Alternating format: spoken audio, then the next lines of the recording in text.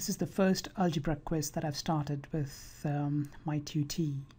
I'm going to be giving one problem every week, and this question was taken from the American Invitational mathematical examination from the early 80s.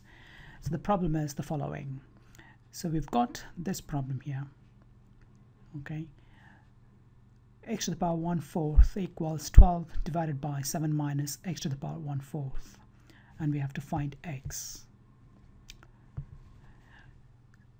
I'm going to show several different ways of doing it. So the first method, I took a new variable where t is equal to x to the power 1/4, then substituting for the variable x by t gives t is equal to 12 divided by 7 minus t. Rearranging and simplifying and factorizing gives t is equal to 3 or 4. So this is a pretty straightforward algebra. Rearranging the terms, taking the negative out of the square coefficient, factorizing it, we get t is equal to 3 or 4. But we know that t is equal to x to the power 1/4.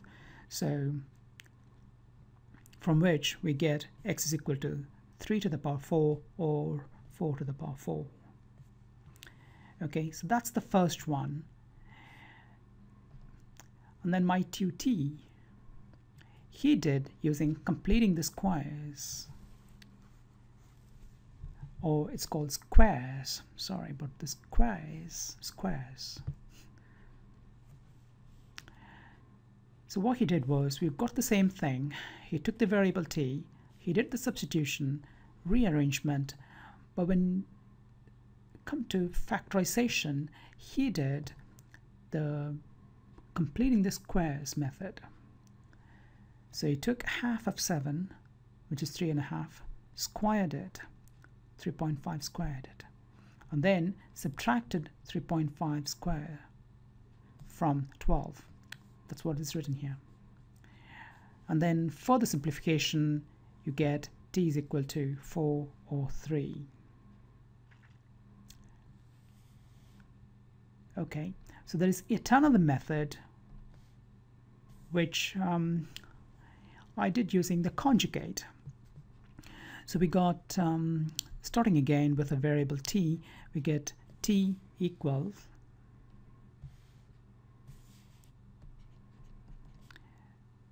12 divided by 7 minus t. So in this time what I did was I multiplied numerator and denominator by 7 plus t. So now what I get is 7t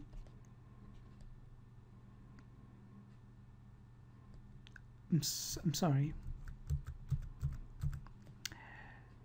t is equal to 84 plus 12t divided by 49 minus t square, from which we get 49t minus t cubed equals 84 plus 12t.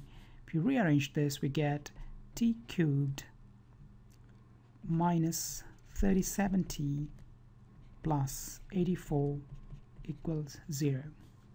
I could factorize it, and I tried guessing, and I came out with the factors, these ones, t minus 3, t minus 4, and t plus 7.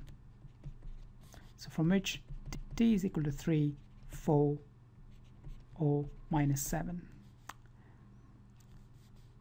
But we know that x to the power 4 equals 3, 4, from which x is equal to 3 to the power 4 or 4 to the power 4. But what we cannot do is, we've got the 4th root of a number which gives a negative integer. So this one is going to be an imaginary solution.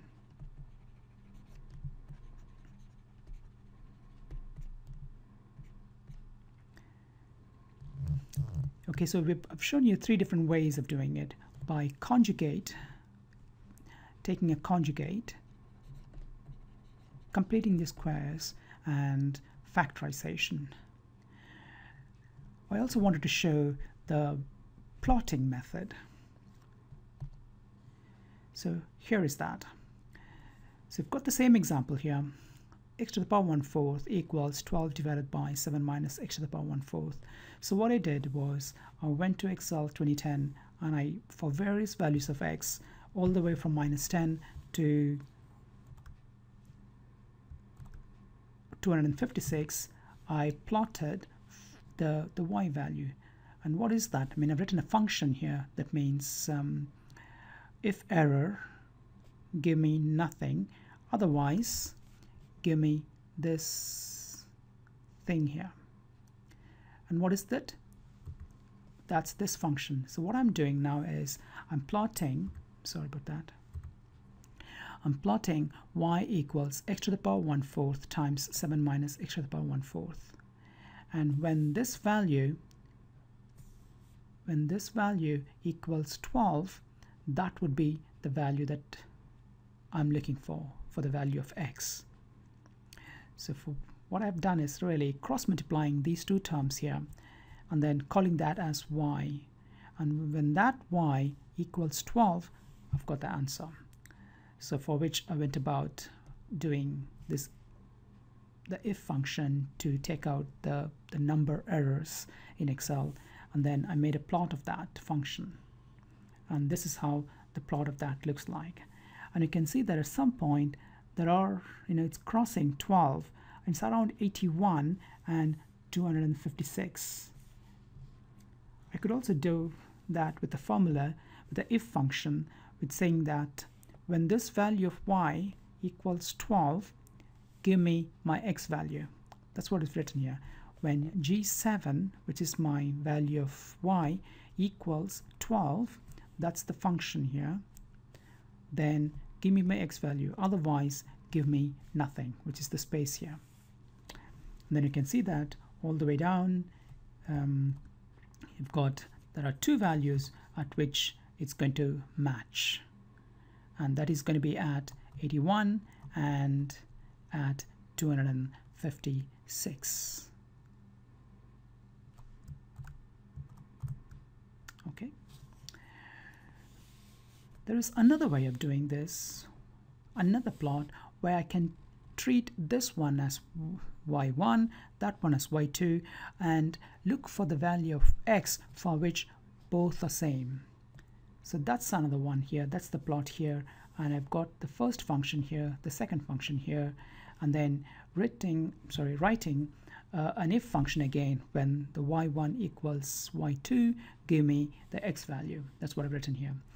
And you've seen all this at symbol here. That's because of the table nomenclature for this grid. So the second plot is this one. So when y1 equals y2, you can see that the first value at somewhere they are both equal, which is around 3, which is 81, and there is another value here around 256 where they're both the same, corresponding to a value of 4. Okay, because otherwise they're both increasing functions. There's another way. If you go to Wolfram and give wolframalpha.com and give the same function, so it does the same thing that I've shown in Excel. So it plotted the two functions, the one on the left hand side separately, the one on the right hand side separately, and it is looking for values at which the y value is the same for the x value. So there are two values at which it is the same, and that value is, of course, 81 and 256.